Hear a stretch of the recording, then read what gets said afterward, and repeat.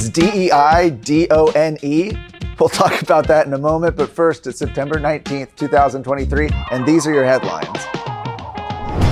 Special session, here we come. In Texas, the legislature meets for 140 days every 2 years, unless the governor calls a special session.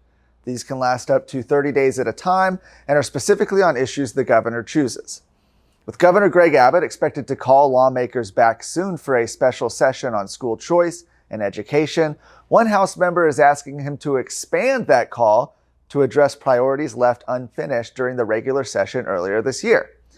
In a letter to Governor Greg Abbott, State Representative Brian Harrison thanked the governor for his commitment to passing school choice, but noted that more needed to be done. He's calling for the following 11 issues to be added. Let's go through them now. 1. Secure the border by passing legislation similar to HB 20. House Bill 20 was the House's version of a border security bill that would have, among other things, created a border security task force. That bill was killed in the last moments of the session, the last weeks and days, by Speaker Dade Phelan. He sustained a Democrat point of order. It was on the calendar and the last day that those bills could be considered. That was killed. 2. Protect medical freedom by banning all COVID-19 vaccine mandates and ending deference to the CDC. Believe it or not, here in Texas, we actually still have employers issuing COVID vaccine mandates, even as states like Florida have banned them. 3, rein in executive emergency powers so a future governor cannot abuse them. Many might be surprised to know that right here in Texas, we were actually under a COVID state of emergency until, I believe it expired in May, just a few months ago. So for over 3 years, Texas was in a state of emergency over COVID. Texas legislature has not addressed that. Senate has tried to. Those have been killed in the House. 4, another bill that was passed in the Senate and killed in the House, prohibit hostile and communist governments from purchasing Texas land. That's right here in Texas, we have hostile foreign governments like China, communist China, coming in, buying up thousands of acres of Texas land, farmland, land near military bases. And the Texas House killed legislation that would have addressed that this past session. 5, protect our grid from attacks and reform our energy market by setting reliability standards. Certainly a lot to be done to make sure that Texas's grid remains reliable. 6, ban all taxpayer-funded lobbying. Every time this has been brought up in the House, it's gone down. It actually did have a vote a few years ago. House members voted it down, including many Republicans. 7, eliminate job-crushing regulations by sunsetting any that are not reviewed every 4 years. 8, reform the constitutional provisions on impeachment as proposed by Lieutenant Governor Dan Patrick. We'll talk about that in just a moment. 9, end destructive ESG policies by statutorily defining fiduciary duty. Certainly we see this leftist ESG investing come into play when we talk about the state's own investments. 10, protect Texas women and girls and define women in statute to thwart Biden's abusive policies.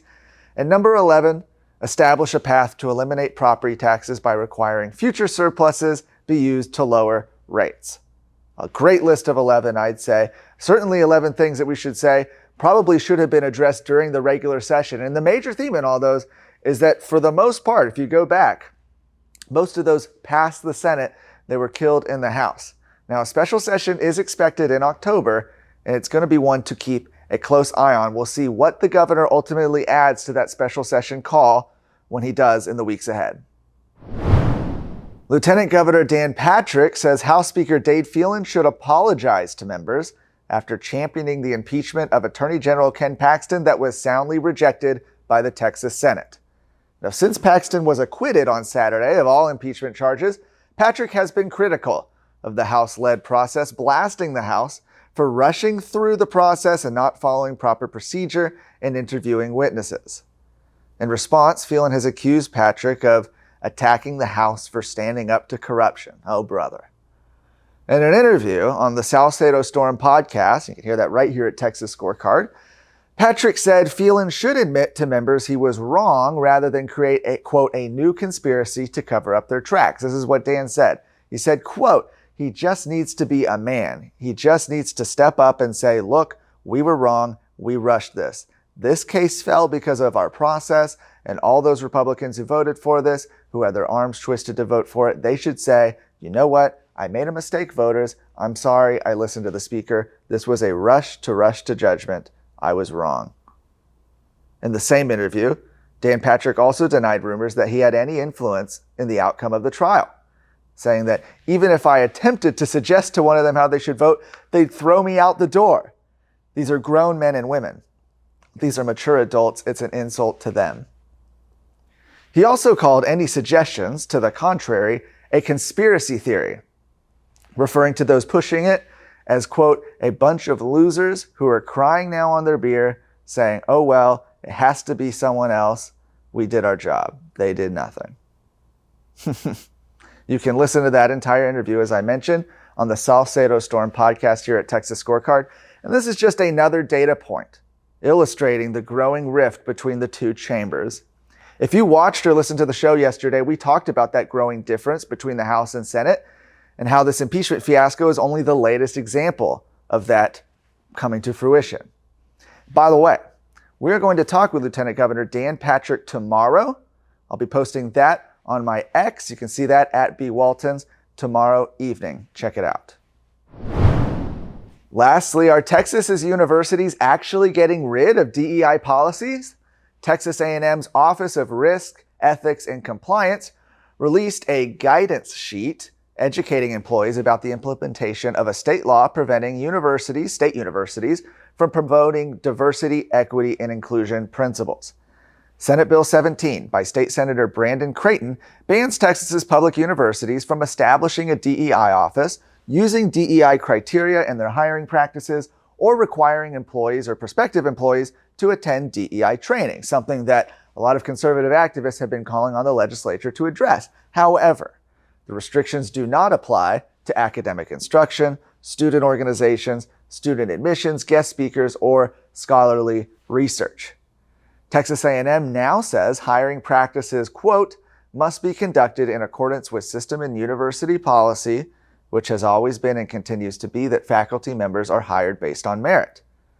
The university also cannot, quote, compel, require, induce, or solicit any person to provide a diversity, equity, and inclusion statement, or give preferential consideration to any person based on the provision of a diversity, equity, and inclusion statement. You may remember back in June, Texas Scorecard reported that Kathleen McElroy was hired as A&M's new journalism director and was a proponent of DEI measures at the University of Texas at Austin. McElroy told NPR that journalists, quote, can't just give people a set of facts anymore. I think we know that, and we have to tell our students that. That's just a little bit of what she said. Texas A&M watered down McElroy's proposed contract following criticism from the public and members of the University Board of Regents. Ultimately, Texas A&M University settled on a 1-year deal as a professor without tenure and a 3-year appointment as the director of the journalism program, emphasizing that she could be terminated at any time. McElroy rejected that offer, later receiving a $1 million payout from the university. Soon after McElroy's rejection, A&M President Catherine Banks resigned. Now, when it comes to ending DEI programs, the legislation banning this doesn't go into effect until January of next year. But you already are seeing universities preparing, as we've mentioned here. We will be keeping a close eye on these schools, however, and their implementation of the new law.